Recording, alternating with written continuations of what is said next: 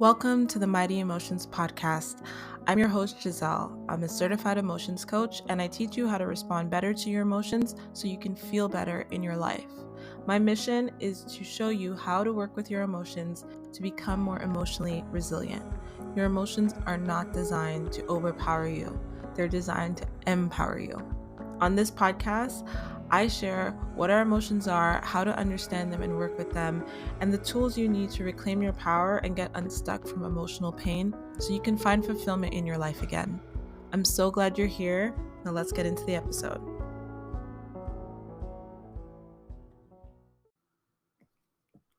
So we are back. And today, I want to talk to you about something that I have recently, I'm always thinking of new ways to explain things because the clearer I can be, the more impactful it can be, right? If it sounds too confusing, it'll go over everybody's heads. And that's something that I found a lot in the spiritual community, the self-development community, that sometimes they would say things that would be like, this is coming from a much higher elevated place of consciousness and experience than I have right now. You need to break it down for me a little bit more in simpler terms. And so everything that I do is hopefully really simple, really straightforward, really relatable and tangible for you.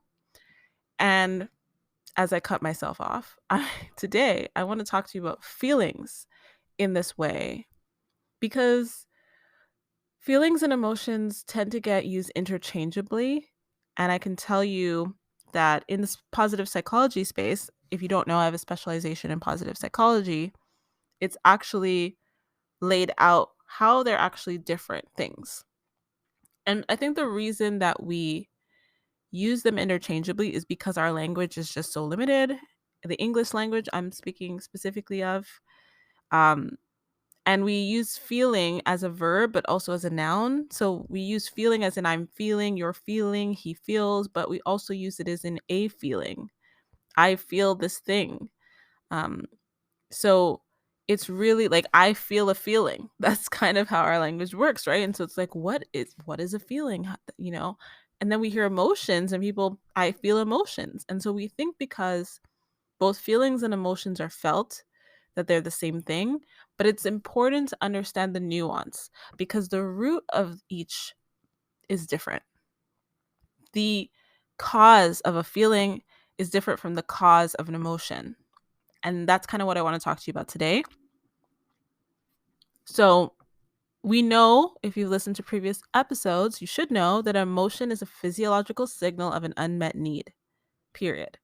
So you have a core need and that's not getting met, and you're going to have this instinctual, physical, visceral response to that. And it can be in a situation where your need isn't getting met. It can be your need wasn't met in the past and you never processed it and dealt with it. It could be that you are just having a situation where your need hasn't been met for some time. It's being neglected and it's starting to bubble up to the surface. But it's always, an emotion is always connected to a need that isn't getting met, a need that isn't being satisfied. And so we get super frustrated with ourselves for having these emotions when A, we can't do anything to stop them, B, thank goodness we have them. Because to me, sometimes I live my life so focused on the external and so focused on goals and so focused in one area of my life that I neglect other areas of my life. So, for example, I love working. My work gives me purpose. It gives me meaning. So it meets that need. It helps me connect with people. So it meets that need. But it's not always playful and fun. And it can't be, right? It can't be everything for my life. I need to have things outside of my work where that meets that need for freedom and play and fun. And I bring some fun into my work. If you're my client, we laugh and we get through it. It's not this heavy, grueling work all the time. But in the grand scheme of my life, work is just one part of it. I have family, I have relationships, I need leisure and hobbies and things that I do for fun. So when I've been devoting a lot of my time to just working or just learning things that I love, things that meet my need, but I'm neglecting my need for play, I'm going to have a lot of emotions come up that's trying to get me to be aware of that. And so I'm grateful for our emotions, right? Now, we also have feelings, and feelings are not directly tied to our needs. We can have needs being unmet and still feel pleasurable feelings. And the reason for this is feelings are the way that we interpret our emotions and interpret our situations. So we create our feelings literally with our thoughts, and the way we perceive a situation, the way we're thinking about a situation, the narrative we're telling ourselves about a situation is what creates our feelings. So this is why you'll hear a lot of mindset people say, well, you create your thoughts, you create your feelings with your thoughts, so you just need to change your thoughts and you'll feel better. And this is true, but they're missing the nuance. That is, your feeling is not an emotion. And so people think, well, I still feel sad, I still feel angry, and I'm doing all this work on my thoughts. It's like, yeah, because sadness is about your need for connection, and anger is about your need for self protection. And that's not the same thing as just thinking different thoughts. Our thoughts are really powerful in that they can be solutions in our life, but they can also be obstacles, right? And paying attention to our thoughts consciously all the time is the opposite of living our lives. Like, we need to be doing things and present in our lives. We can't just be constantly focused on our thoughts, right? We have to be mindful of them and know how to work with them, but we're not meant to just focus on them 24/7, right? Which is why I help you understand the root of it is that nurturing, that self-nurturing. Because when your needs are met, you're going to experience more feelings of ease than when your needs are not met. And even if you have the most wonderful, amazing mindset and you can perceive a situation in a great way, your emotions are instinctual and they'll always surface. They'll always come to the surface. So you can change your mood, which is your state of mind. You can change your feelings by focusing on your thoughts, but that won't necessarily shift your emotions. So that's the first thing I wanted to bring up. The second thing I wanted to bring up is that there are many, many, many, many, many ways to describe how we feel, because there are many, many, many, many ways that we can create a story, right? A story can have all different types of characters and plot lines and twists and turns and antagonists, and there's so many elements to a story. And when I say a story, I mean like literally what we're telling ourselves about other people. Other people are like this. The world is like that. These are stories that we tell ourselves. It's just a way that we explain the world, the way that we interpret it, the way that we understand it. And these stories generate feelings. Now, despite the fact that it's really important to identify what you're feeling and what emotion is showing up, and we do that work when we work one-on-one to help you unpack that and get clarity around that so that you become familiar with it and it doesn't take as long to kind of do the digging. What I want you to know is, again, breaking it down in a really simple way for you. There are only two feelings. So there are many, many ways of describing a feeling, and there are many, many different words for feelings and adjectives and all of that, but there are only two feelings: ease and unease. So in your body, you're either feeling at ease or you're feeling uneasy, anxious, discontent. See, there are many words for it, right? And that is important to know, because when you're not feeling at ease, I want you to know that there's a thought there to pay attention to, right? So the thought is creating that uneasiness, that dis-ease, that anxiety. Now, what is that thought? Well, what I like to do is to work with the body first, because that dis-ease is also generating energy in the body.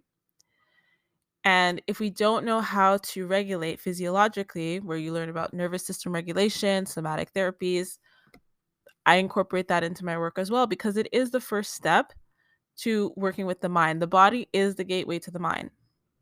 We work within the body, we process that disease, that discomfort physiologically first, so that we can ground ourselves, come back into more physical ease, right? Get out of the story, which will return us to a state of ease.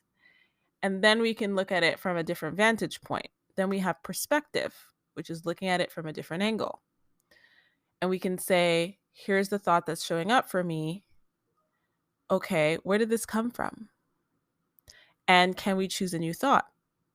And if you listen to my other episode 35, I believe, I talked about choosing a new thought and what requirements. There's a few requirements to choosing a new thought that's actually going to have a lasting impact. So definitely go and listen to episode 35 because I kind of went in on that. But for this episode, I just want you to be aware that that feeling of uncomfortable, that feeling of discomfort and discontent and anxiety is just trying to get you to pay attention to the thoughts that are creating that unease, the thoughts that are the stories that you're telling yourself in that moment. So let's give an example. If you're in a job that you don't like, for whatever reason, you don't like the job, it doesn't really fulfill your need for meaning, you're going to feel dissatisfaction. There's going to be emotions that show up. Sadness might show up, resentment. Well, resentment's more of a feeling, but disgust might show up, right? Core emotions are going to arise, this discomfort in your body. And your mind is going to look for things to explain this, especially if you don't know what your emotions are signaling and how to understand them and you're not familiar with it. So your mind's going to go, oh, this job is so awful. Oh, these people are so irritating. I don't really want to do this. So these negative thoughts, or these thoughts that are not helpful, I should say, I really don't like to get into the negative, positive thing, but the thoughts that are not helpful are creating dis-ease. So now you have more anxiety because you're in a situation you don't want to be in. You're thinking that you don't want to be in it, but you're not leaving. So it's creating all this incongruence and tension within you, right? Your body's saying, act, move, get out of the situation that's not meeting your needs and that you don't like. Your mind is telling you don't want to be there, but you're not doing anything about it. You're not taking any action. It's generating a lot of anxiety for you. Our body is always signaling for us when we're out of alignment, but it's expecting us to act in a way that brings us back into alignment. And what leads to our actions? Wait for it. Our thoughts. Our thoughts. I feel like you knew I was going to say that. So we're having these negative thoughts. These thoughts are not leading us to take any action. So they're not serving us in any way, right? And they're causing a lot of dis-ease. And you can reflect back on like, okay, where did I develop this idea that I'm not happy in my job? What is it about my job that I'm unhappy with? And you can start to work with your mind and use your mind for the powerful tool that it is to find answers, to find new thoughts that are going to lead you to act in the way that you want to act. Take the action that your body is telling you to take. Get into a situation that's more in alignment, right? If you've ever wanted to leave a job that you don't like and you feel that discomfort every day, dragging yourself to go up, and you're like, I just don't want to go to this job anymore, but you're going, you're gonna feel anxious, you're gonna feel uncomfortable, you're gonna feel resentment, you're gonna feel frustration. There's all this stuff that's gonna come up, both physiologically from your emotions because your needs aren't getting met in one area, and also from your thoughts. Now, in the work that I do, we focus on you getting your needs met, period. Because when you can start getting your needs met, either within the job itself or in your life outside of work, it starts to bring you back to more of a state of equilibrium. And then you can look at, okay, now that I'm feeling better in my life because I'm doing these other things to get my needs met, now we can use our creative energy to think about, okay, what do I need to do to get out of this job? What would be more in alignment? How can I achieve this? So it really is about working with the body, the mind, and the action piece. But that's why it's so important to understand what our core needs are and which needs aren't getting met, and finding healthier ways to get them met, because that's going to help us feel better, feel the verb physiologically. We're going to feel better, right? And then when we're feeling good is when we're able to be creative and inventive and choose new thoughts and think new thoughts. But if we're in a situation where our needs are not getting met, we're not listening to our bodies, we're not dealing with it and working with it, we're pushing it down and suppressing it, but we're trying to choose new thoughts and we're trying to do all this thought work, there's just going to be so much incongruence. It's going to generate so many feelings of unease. And it's going to be really hard to get out of it. It's going to feel like a spiral and we're going to feel stuck. So that is why I teach with the Mighty Emotions method that the core of this work is about getting your needs met first. What do you need in your life that is currently missing from your core needs that can help you feel more satisfied in some way? And that is the energy that you can use to give you the momentum to find solutions, to choose new thoughts, to get clear on the thoughts that are no longer serving you, right? Whether you want to call them negative or not, I highly suggest that you start to just look at your thoughts as either helpful or not helpful. I find that that has been the most positive, empowering experience for me when I was just like, you know what? Instead of calling it negative, positive, judging it, fighting it, like it's helping me right now or it's not helping me right now. Okay, what thought would help me? Well, I could think a thought of like, well, what do I want to do for work? Is there a position in the company I could transfer to? Do I need to just strive for a better position? Do I need to apply myself more in this position? Is there something I can learn? Our minds are incredible. You can find so many solutions. You really can. You can find solutions to almost anything. And I say almost because maybe there's 1% where you can't. I'm just saying that to just cover my cover my butt. But your mind is so powerful, and when you ask it the right questions, it can come up with so many solutions because we consume so much information. There's a solution in there, I'm telling you. But it starts with the baseline, the default. What is your default setting? How does your body feel on any given day? And looking at it from your whole life, not just your job and what needs are not getting met in your job. Because if a certain need isn't getting met in your job, it could be getting met outside of your job. I'm going to say that again. And I'm just using the job as an example, but it applies to any area of your life. If there's an area of your life where a need is not getting met, that doesn't mean that there's not an area outside of that in your life where that need cannot get met. And it will have the same impact on you. You do not only need connection in one friendship with this one person that you went to school with and you grew up with and you feel like you've grown apart from, but you don't have any new friends. You can find connection to nature. You can find a group, a connection to a shared mission and goal. You can find connection to family. You can find connection to yourself. Feeling this need for connection there's endless ways of that getting met.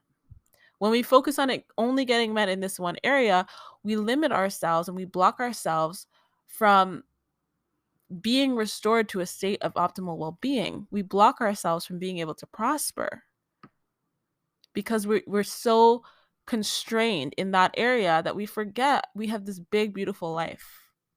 We have options and we have choices. And that's why knowing how to work with our emotions, knowing how to understand these feelings of, oh, I feel at ease right now. I'm going to enjoy this. I'm going to pay attention to what I'm thinking. I might journal. I might write about it. I might just bask in it. Or I'm feeling uneasy right now.